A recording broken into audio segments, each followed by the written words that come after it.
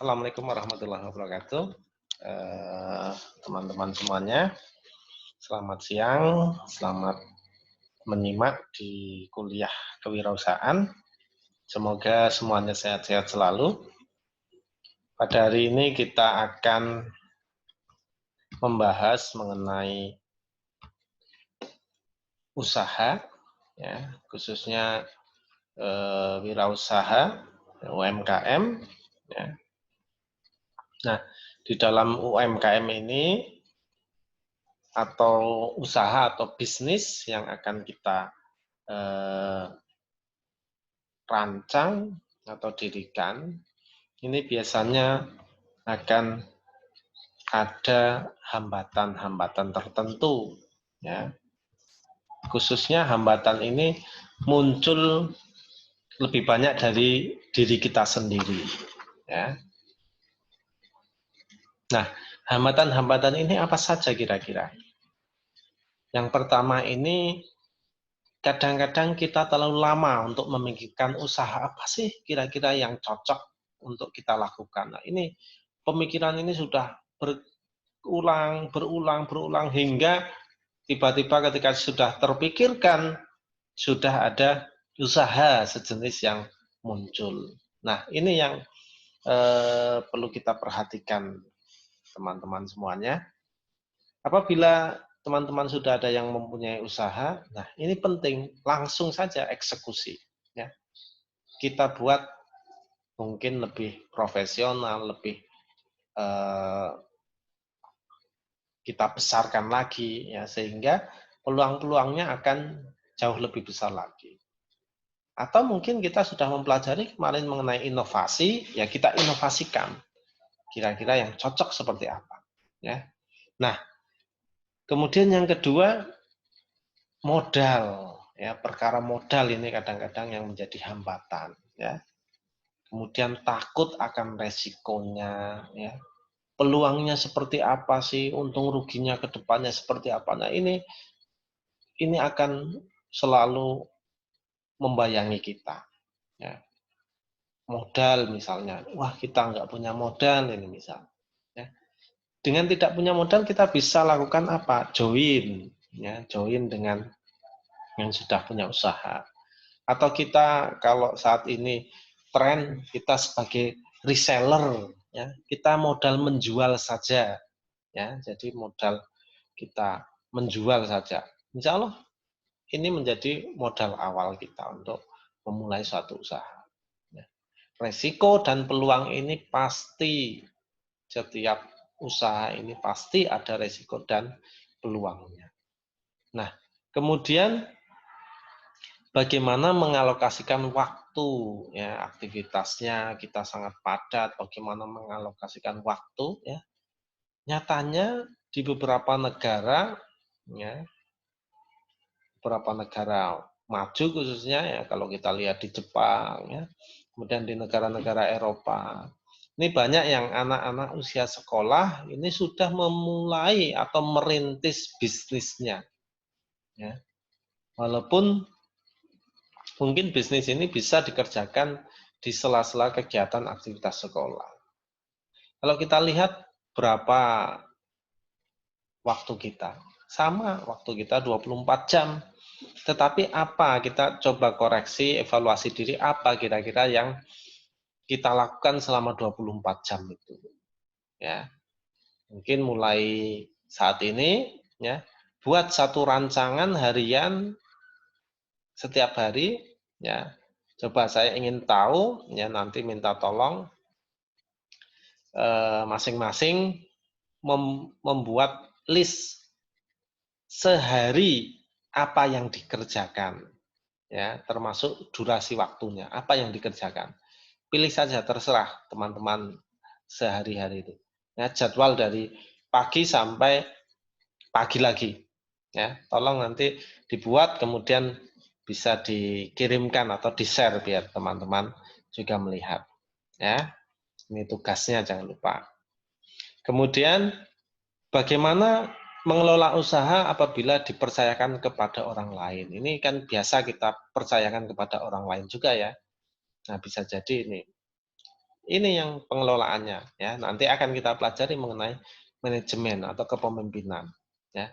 Memang kalau usaha masih kecil, masih kita rintis, sangat dianjurkan untuk kita kerjakan sendiri ya. Atau lebih dari 50%-nya lah kita kerjakan sendiri. Nah, ini penting agar kita mengetahui core bisnis kita, alur bisnis kita, sehingga kita bisa menginovasi, mengembangkan ya, dan tidak mudah untuk misalnya ditipu atau dibohongi. Nah, ini penting sekali. Nah, usaha memang ya bagaimana kita bisa mengintegrasikan antara modal, ya, sumber daya, ya, aset-aset, pemikiran, ide, ini menjadi suatu unit yang bisa mencapai tujuan tertentu. Kalau usaha ya arahnya apa? Arahnya adalah keuntungan atau penghasilan. Ya. Jadi ini teman-teman, bagaimana kita mengintegrasikan di dalam usaha tersebut. Nah, kalau perusahaan ini lebih pada institusinya, ya, atau organisasinya. Ya. Kita bisa dibilang sarana realnya untuk memproduksi barang, jasa, ya. Nah, ini kalau perusahaan. Nah, teman-teman semuanya, bagaimana kira-kira kita akan memilih, ya, memilih usaha atau menjalankan suatu usaha. Ya. Yang pertama adalah kompetensi yang dimiliki ya, oleh diri kita sendiri. Ya, kita mampunya apa sih? Kita memiliki kemampuan untuk menjual. Oh, berarti kita perkuat di sarana untuk menjual. Oh, kita punya kemampuan untuk mengembangkan, mendesain, menginovasi suatu produk. Nah, ini kita bisa memproduksi. Oh, kita kompeten di skill. Ya, misalnya skill apa? Skill yang gampang saja, misal skill mencukur. Wah, kita kembangkan kemampuan kita untuk memangkas rambut misalnya, atau menjahit ya, kita kembangkan kompetensi ini harus ada. Yang kedua, jenis barang atau jasa yang akan disampaikan kepada pelanggan. Jenis barangnya apa saja atau jasanya apa saja ya. Pergerakan di bidang jasa ini juga sangat luar biasa. Saat ini kalau kita melihat di sekitar kampus, jasa apa saja coba? Ada fotokopi, itu adalah menjual jasa, ya. Ada pengetikan rental, ini juga menjual jasa. Ada laundry, ini juga menjual jasa. Kemudian mungkin ada cuci helm, ya, cuci motor, pangkas rambut, ini termasuk dalam menjual jasa. Ya. Kemudian siapa kira-kira calon pelanggan kita? Kita bisa bidik, kita bisa lihat ya pelanggan mana yang akan kita bidik. Ya. Oh, anak-anak, oh, orang dewasa, orang tua, ya. Kita bidik yang mana. Nah, ini kita tentukan dulu. Kemudian ada tidak pesaing di produk atau jasa kita? Ya. Kalaupun ada, inovasi apa yang akan kita lakukan di dalam produk atau jasa kita? Ya. Kemudian stakeholder kita siapa saja? Stakeholder itu yang terhubung dengan kita ya, misalnya supplier ini terhubung dengan kita, distributor misal terhubung dari kita, atau produsen juga terhubung ya. Kemudian pelanggan, konsumen ini juga terhubung dengan kita. Nah, ini juga harus dipertimbangkan ya. Nah, ini bagian-bagian dari pemasok, supplier ya, ini juga bagian dari stakeholder ya. Kemudian kita juga perlu pertimbangkan ketersediaan sumber daya manusianya, sumber daya bahan bakunya, sumber daya manusianya seperti apa. Ya. mungkin juga regulasi perundang-undangan. Ini kalau kita mengarah ke yang mungkin besar dan resmi, tentu kita pelajari perundang-undangan atau regulasi. Kemudian tantangannya ke depan seperti apa, keunggulannya. Kita bisa menyusun suatu visi misi, ya, visi misi dari suatu perusahaan. Kemudian sistemnya bagaimana, ya, sistem kerjanya nanti akan kita susun seperti apa. Nah, ini juga perlu dipertimbangkan. Tapi 5 di depan ini sangat penting untuk kita pertimbangkan. Ya.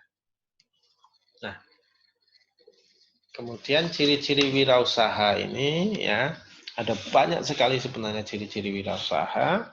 Ya, kita bisa sedikit rangkum sebenarnya. Yang pertama adalah wirausaha. Seorang wirausaha ini, ya, memiliki jiwa kepemimpinan, ya, leadership, kemampuan untuk memimpin.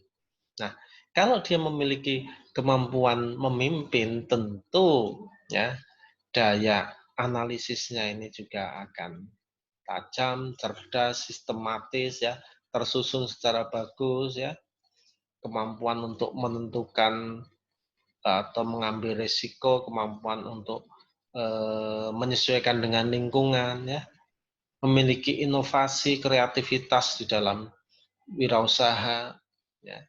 Nah, ini sangat mendasar di dalam ciri wirausaha. Nah, kalau dia pemimpinan kuat, tentu mampu untuk memotivasi anak buahnya, karyawannya, ya. Mampu memotivasi dirinya sendiri untuk maju, ya. Nah, ini adalah ciri-ciri dari wirausaha, ya. Kemudian yang terakhir, ya, ini ada beberapa pertanyaan, usaha mikro, usaha kecil, usaha menengah, ya. Biasanya kalau kita mendengar UMKM, usaha mikro, kecil, dan menengah. Nah, mikro ini kalau dibedakan berdasarkan jumlah tenaga kerja ini 1 sampai 4 orang. Mungkin kita sebagai pemilik kemudian nanti merekrut tetangga 1 orang. Berarti ada 2 orang yang kerja, ini termasuk usaha mikro. Kemudian usaha kecil ini 5 sampai 19. Misal memproduksi tahu atau tempe, ya. Ada yang bagian membersihkan kedelainya 1 orang. Ada yang bagian merebus, ada 2 orang, ya. Kemudian ada bagian inokulasi jamur 1 orang, sudah ada 4 orang. Ada yang bagian bungkusi 2 orang, sudah ada 6 orang. Nah, 6 orang ini termasuk di dalam usaha kecil, ya. Kemudian kalau usaha menengah ini 20 sampai 99 orang. Nah, usaha besar ini baru di atas 100 orang. Atas 100 sampai 1000 mungkin, ya. Nah, kita lihat kalau konveksi, ya. Konveksi mempekerjakan tukang jahit ini sampai mungkin 40 orang, berarti dia masuk dalam usaha menengah. Kalau dia mempekerjakan sampai 1000 orang, termasuk berarti usaha besar. Nah, ini sedikit gambaran di dalam kuliah kewirausahaan kita, ya. Jangan lupa tadi tugasnya tolong membuat list kegiatan harian, ya, dari pagi bangun tidur sampai pagi lagi, ya. Ini tolong dibuat, ditulis di kertas, kemudian mungkin difoto boleh, ya, di post di dalam perkuliahan kita di Edmodo. Oke, teman-teman semuanya, ya. Kurang lebihnya demikian, ya, yang bisa saya sampaikan. Terima kasih. Assalamualaikum warahmatullahi wabarakatuh.